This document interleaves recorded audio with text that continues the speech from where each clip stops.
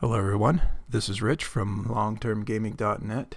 Going to try something a little bit different in these videos, starting with this one in particular. I'm going to do a little bit of a voiceover here throughout the gameplay. What you'll be watching here is me playing as the Crusader in Act 5 normal with on Diablo 3, the new Reapers of Souls expansion.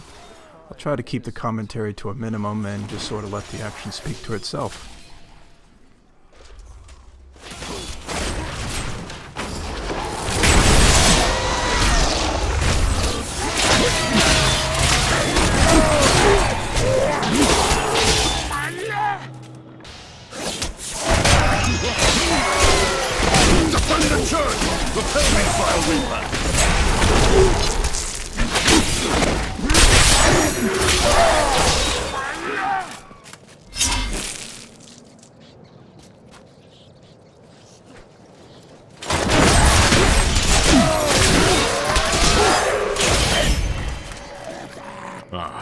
Your soul will be mine.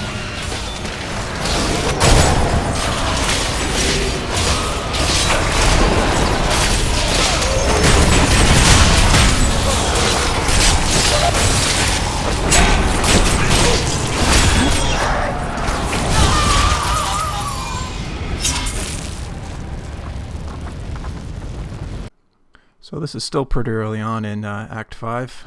One of the favorite things I liked right out from the get-go was being able to run into these little houses. Since this was the first time playing through, it was pretty fun to walk in there and see some guy screaming that he needed help. This guy, as you'll see, he had a few opinions of his own that he was willing to share with me.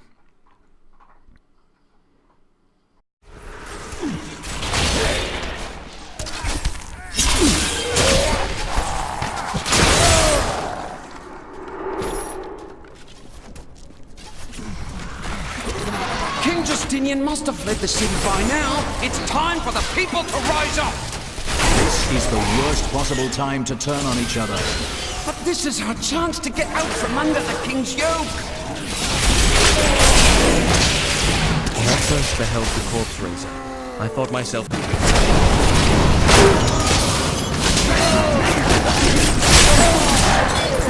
Light be down.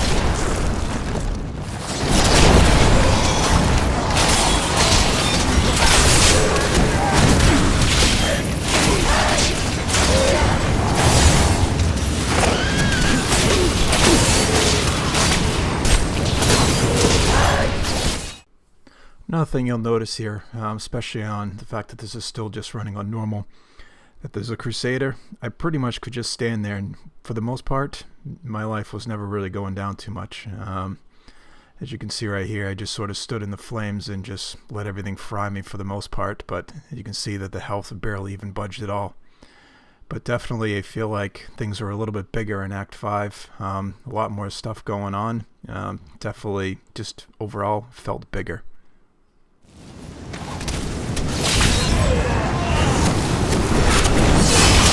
Not yet.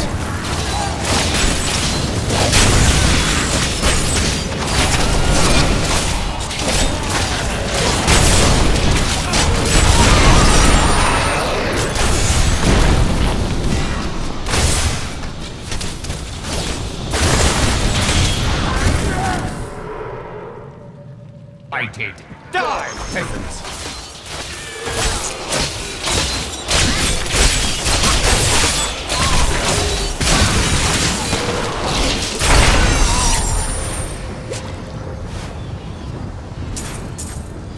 About that.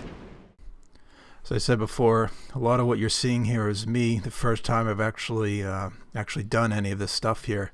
So seeing this big hole, this black hole here in front of me, I just sort of started running around and smashing, which apparently was the right thing to do.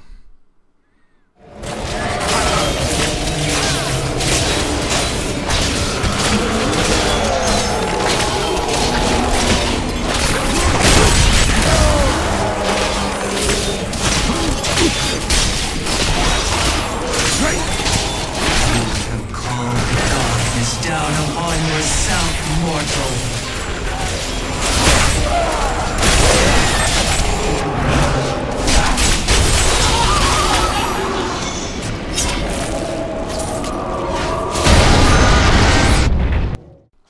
So this is one of many of the new events that you're going to find in Act 5. I couldn't really resist adding this in because the fact that just a grave robber was just so randomly in the middle of the game while I'm trying to run around and trying to figure out why the Reaper is trying to take over the world.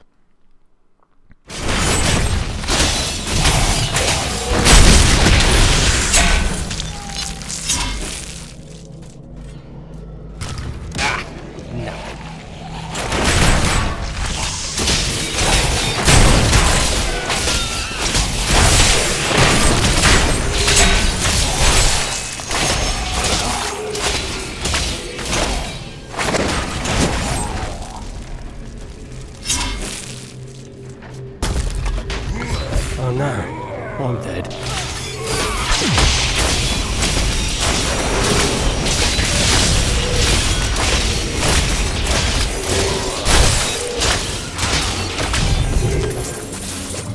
This is the one. I can feel it.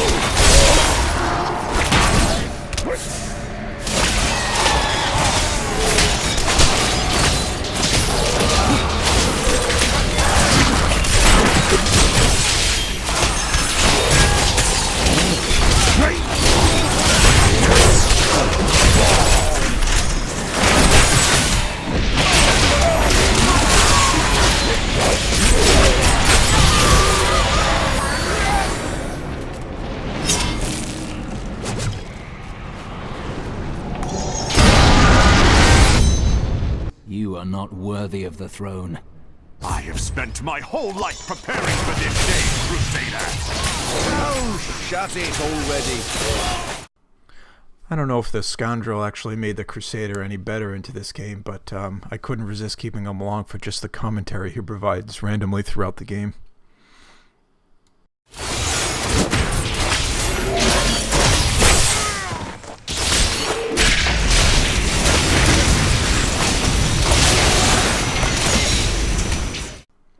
Here's another moment of me here fighting this boss for the first time and trying to figure out why his life was never going down. So you'll see it took me a few minutes and then I finally realized that these little mages that he's hired along the way here are actually trying to keep him alive.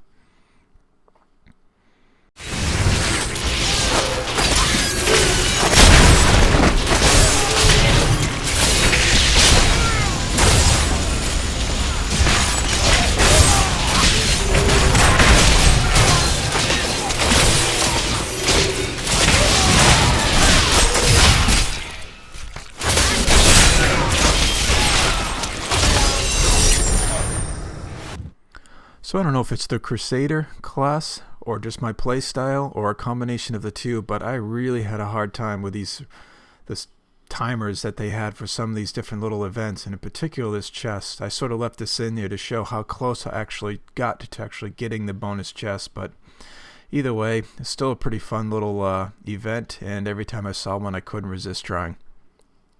Make your peace quick.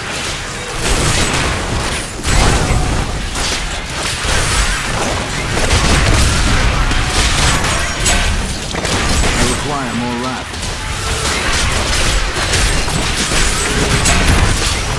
Not ready. Not enough lag. Chapter for the win.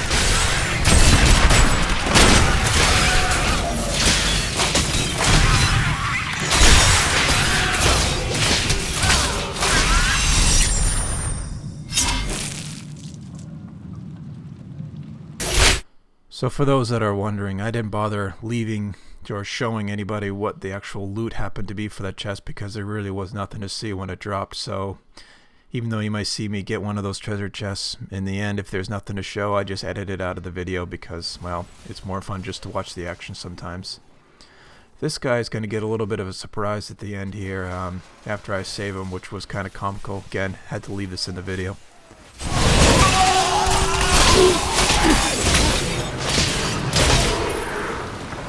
Thank you. If I remained in that inferno any longer, I surely would have died.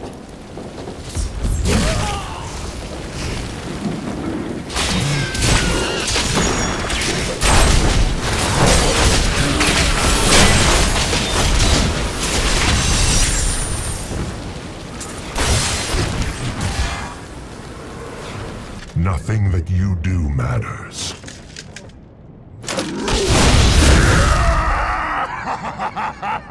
Soon, So Malthael really turned out to be my first tough boss I think that I faced throughout the entire first 4 acts and into this 5th act here.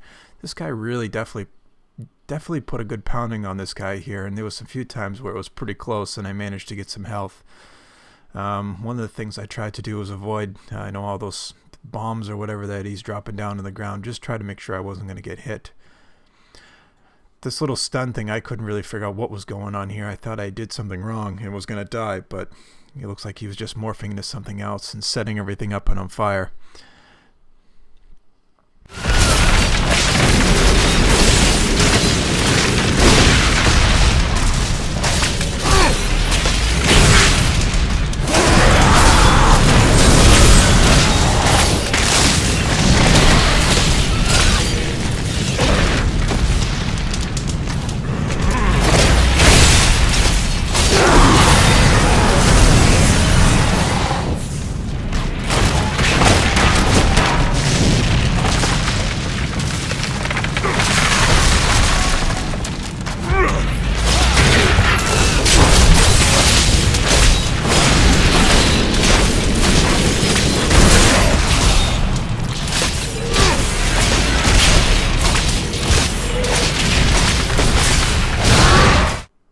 So I still didn't die at the end of this video, or at the end of this little clip here at any rate, but just shows an example of some of the direction they were taking with some different bosses that you fight along the game.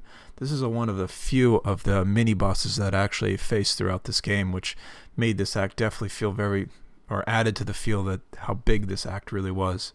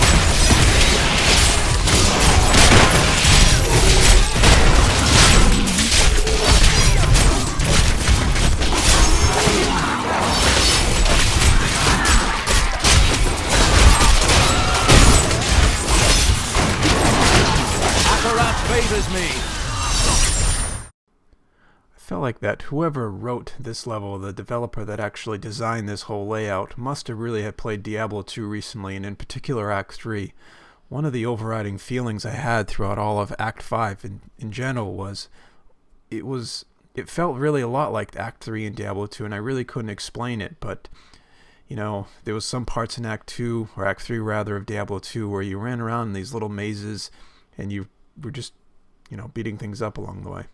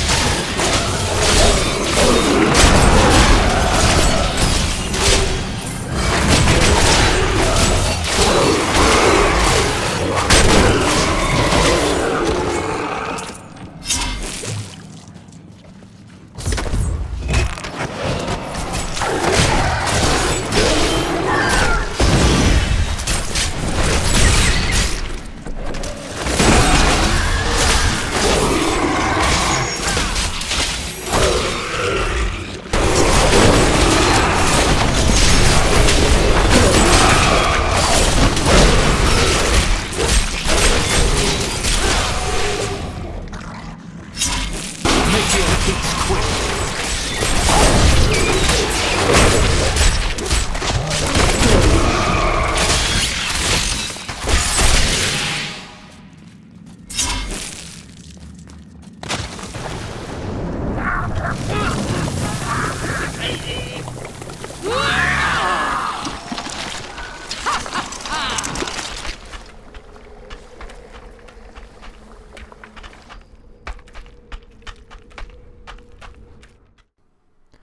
So, as I got to Adria here, I really was starting to try to experiment with the different spells. And you'll see here this meticulous bubble I was trying to add to one of the spells, hoping that it would try to help me.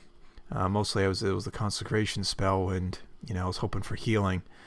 Adria really never did provide too much of a challenge, except for these little blood things that start coming along. You'll see me as I drop a bubble, that in the end these things just went right through it, and I was thinking, alright, these things are just going to stop. But as a gameplay tip, I guess I could say don't drop that because it doesn't help. To save you.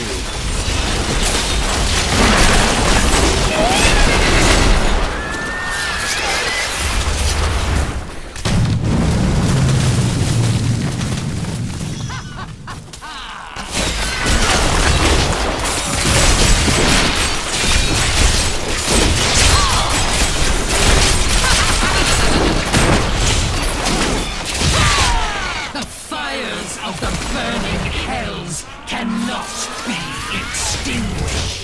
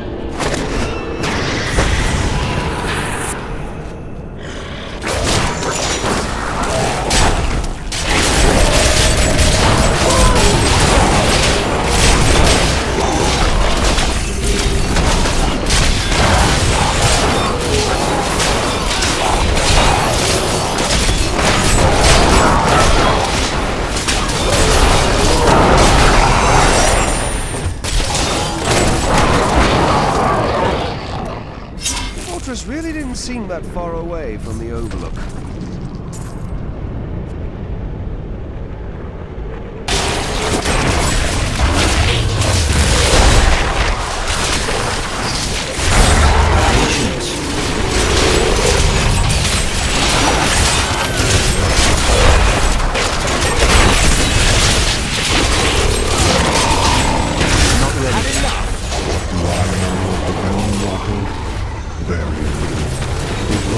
Outskirts of Pandemonium, a lumbering giant with a gaping hollow at its core. Somehow, it can hide its body away.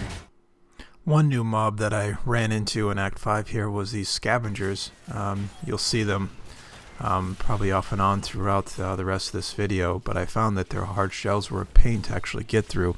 The one thing I did find that seemed to be effective later on as I started playing more in the adventure mode after I had actually recorded all this stuff, I found that electricity seemed to really burn them down out of that shell pretty quickly. So if you were starting to see a lot of them, go ahead and use whatever electric spell. I think Fist of Hammers is one of them I can think of off the top of my head that actually might do this for you. The crusade marches on!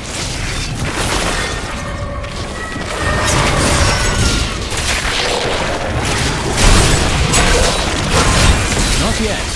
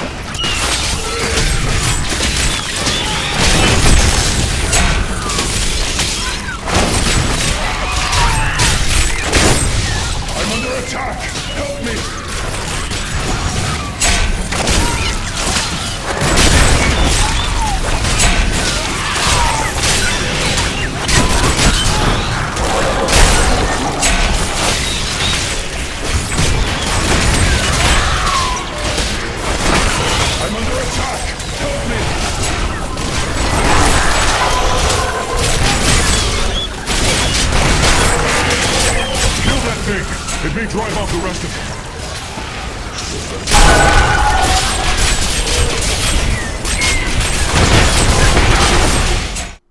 I'm sure as you noticed, one of the things I found to be really helpful was Condemn with the explosions that it could do, because you could see that all the mobs started being sucked into the character, and one hit of the button, you really got through them. The other one was Falling Sword, which actually is turning out to be a personal favorite of mine, so I'm hoping to do a video at some point in the future once I get to level 70 and I have all the skills and everything in place, and I start kind of practicing and figuring out which one I think I like the best. But as you can see, I'm still playing out also with the little bubble. Sometimes it helped, sometimes it didn't. Most of the times it's the characters or the mobs actually never took down my health too much. There really wasn't a whole lot to worry about. But either way, you know, again, nice thing about the Diablo was, you know, the fact that you could really experiment with your character at any point.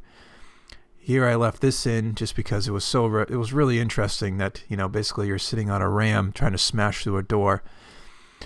So it was fun to watch and fun to play. It was pretty interesting as I went through it. Vow of eternal silence. We were free to Attack the hooks!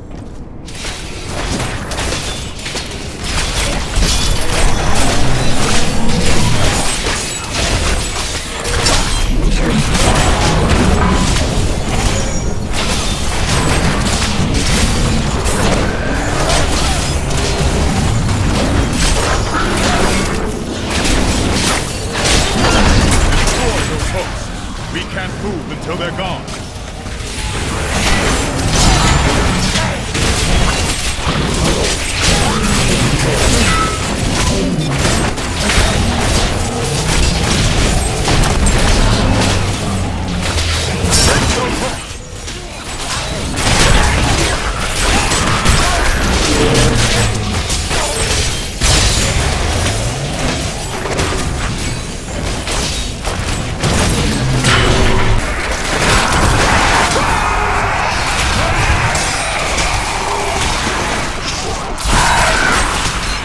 Ready yet.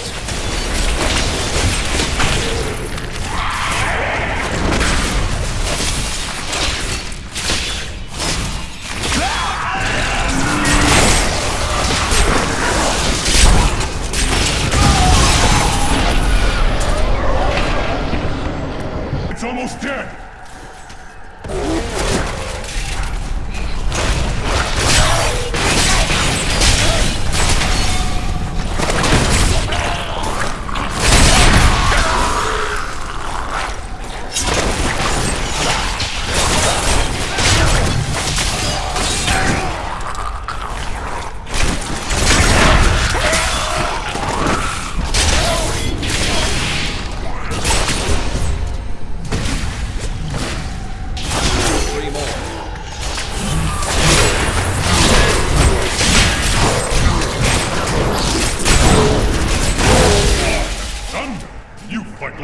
Himself! Death comes, Nephilim.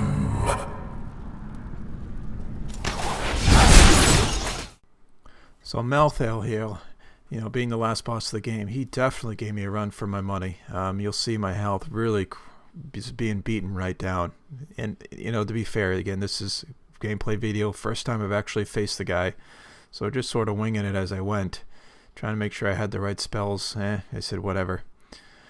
Overall, I just definitely got to say I enjoyed Act 5. It was huge. Probably in hindsight, one of the things I'd done is I hadn't played Diablo 3 in probably close to a couple of years now. Maybe a little less than that. I'm not really sure. Because when the original one came out, I felt like something was missing from the game, and I really couldn't put my finger on it. One thing I found with Act 5, or especially the Reaper of Souls expansion, and probably the patch 2.0 that actually has gone out for this game, it really added something to the game that was really missing in the first 4 acts and the original release of the game.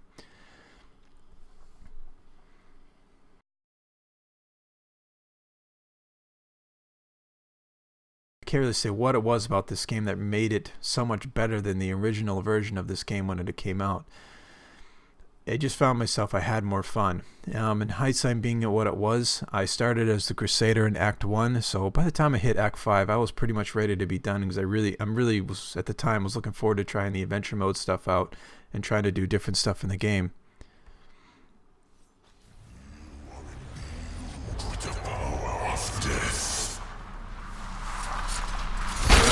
But that is not the only weapon I possess.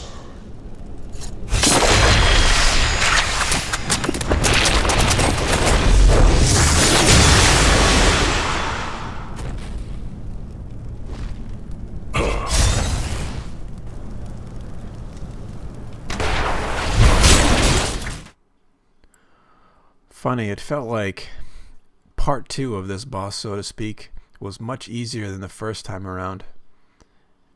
It seemed like I was able to hit him more and do damage more, but you'll see towards the end here that I get pretty close to actually dying at one point, so either way, he was still definitely a hard boss as the way they should be. Maybe not as hard as they were probably back in the original Diablo games, but either way, he was still definitely hard and caught me by surprise on how hard he was hitting. I really couldn't just sit there and run and stand in front of him and just take a beating. I really had to run around, stick and move, and make sure I didn't die while standing there. Overall, I definitely also say I'm really enjoying the Crusader. Maybe that's what's made the difference between all the other previous parts of the game, or actually in previous versions of the game, where this class seems to have everything that I was looking for into it. It was definitely way more fun and allows for a very varied gameplay.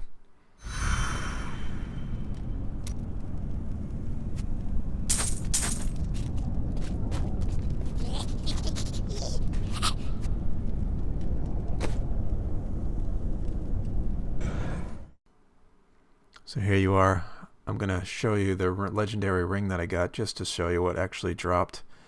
I guess the first time playing through all the end bosses, you're guaranteed a legendary drop, and then after that, any more playthroughs, unless you reset, you don't get them anymore. So here we are. Just going to show you a little bit of the gear that I actually used to beat the boss with. You'll see there's nothing really too special that I have.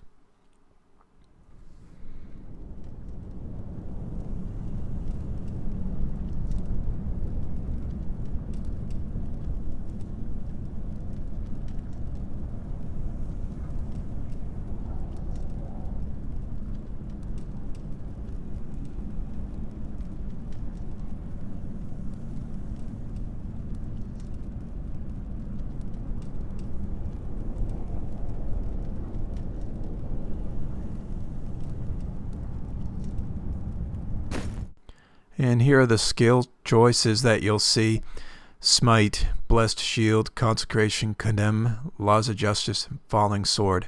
But of course Heavenly Strength, so I can carry that two-handed weapon in one hand. Overall, I found that build pretty decent. You probably can't go wrong in anything that you want. But I guess that's part of the fun of Diablo 3 is being able to actually change things on the fly. So thank you for watching, everybody. And stay tuned for future videos.